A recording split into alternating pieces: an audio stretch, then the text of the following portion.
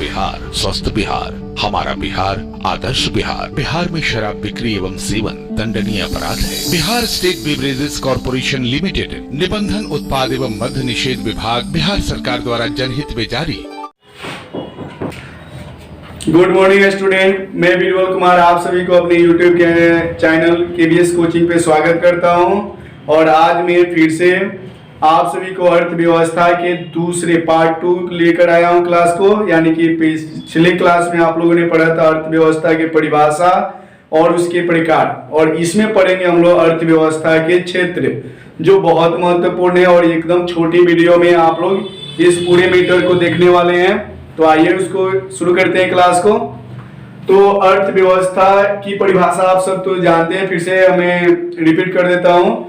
जीवन यापन के लिए अपनाई गई क्रिया को क्या कहते हैं?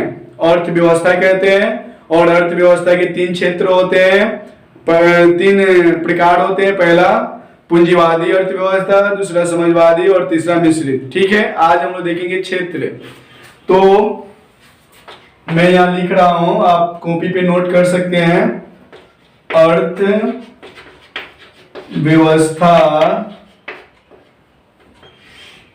के 3 क्षेत्र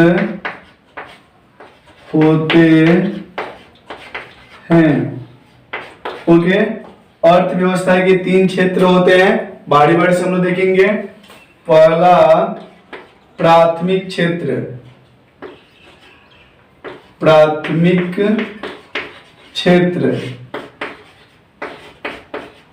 प्राथमिक क्षेत्र। दूसरा होता है द्वितीय क्षेत्र। ठीक है। तीसरा होता है तृतीय क्षेत्र, तृतीय क्षेत्र।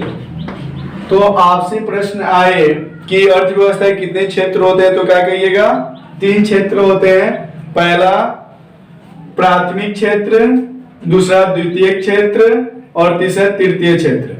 तो मैं पहले डिफाइन कर लूं। प्राथमिक क्षेत्र, प्राथमिक क्षेत्र भारत में अगर बात किया जाए तो सबसे अधिक लोग जहां काम करते हैं उसे कहते हैं प्राथमिक क्षेत्र।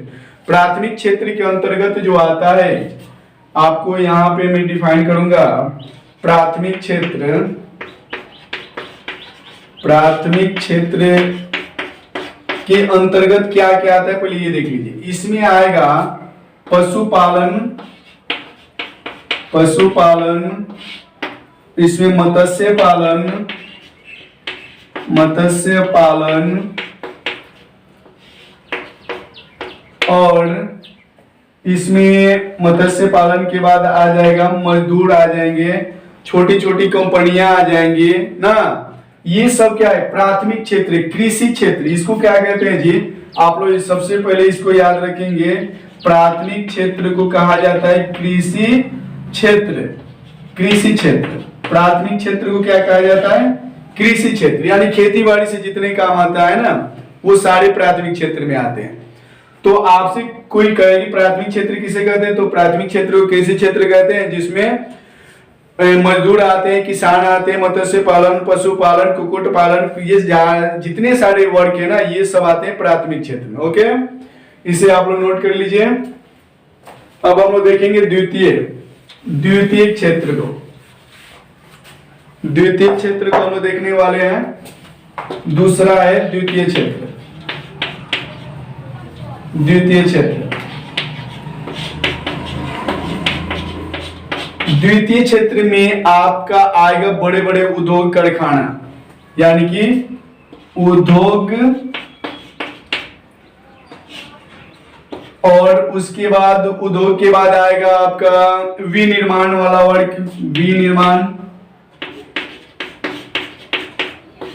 विनिर्माण में क्या आएगा? आपका सीमेंट आएगा, छड़ आएगा, गिट्टी आएगा, जिससे हम लोग घर, बिल्डिंग या स्कूल कॉलेज बनाते हैं, वो सब आएंगे।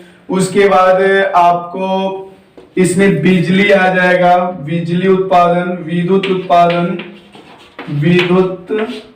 उत्पादन आ जाएगा। विद्युत उत्पादन या और विभिन्न वस्तुओं का उत्पादन, ये सब क्या आएगा, द्वितीय क्षेत्र में आएगा। ठीक है, द्वितीय क्षेत्र को हम लोग औद्योगिक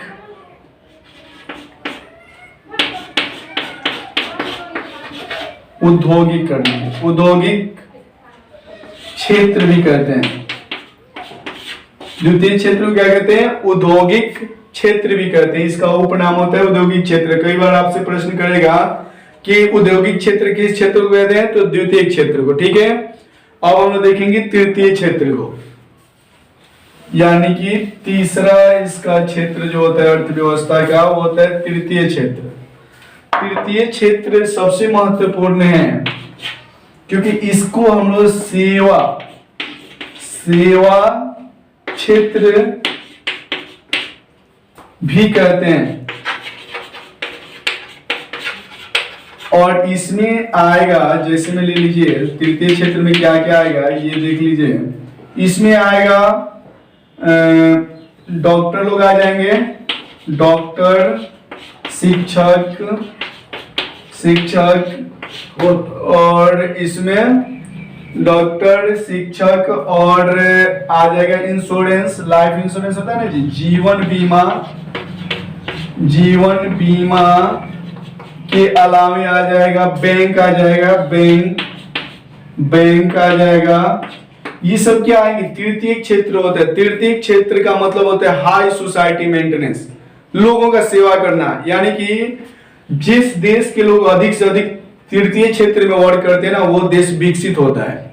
इसलिए क्योंकि तृतीय क्षेत्र आप सभी जानते हैं कि डॉक्टर कितना कमाता है, शिक्षक का सैलरी अच्छा खासा होता है, जीवन बीमा करने वाले यानी लोगों के पैसा से ही लोगों को देना है और खुद अपना भी पैसा रखना है, उसमें बहुत कमाई होती है।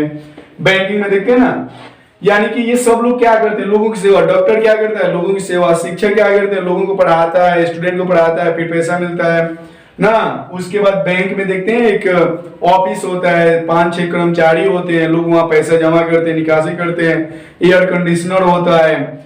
यानी कि सबसे अधिक जो पैसा होता है ना, वो तृतीय क्षेत्र में होता है। और विकसित देश जो होते हैं ना, वो तृतीय क्षेत्र में ही सबसे ज्यादा निवेश करते हैं। ठीक है, और किसी भी विकसित देश का अर्थव्यवस्था अगर उसका जीडीपी अगर ग्रोथ कर रहा है, तो समझ जाइए कि उसके लोग अधिक से अधिक तृतीय क्षेत्र में जुड़े हुए हैं। तो इस तरह से हम लोगों ने अर्थव्यवस्था के 3 क्षेत्र को पढ़ा। आप लोग इसे देख लेंगे, परीक्षा में आने की संभावना बहुत है इस मतलब क्लास है। तो इसी के साथ मैं अपने क्लास को समाप्त करता हूं। धन्यवाद।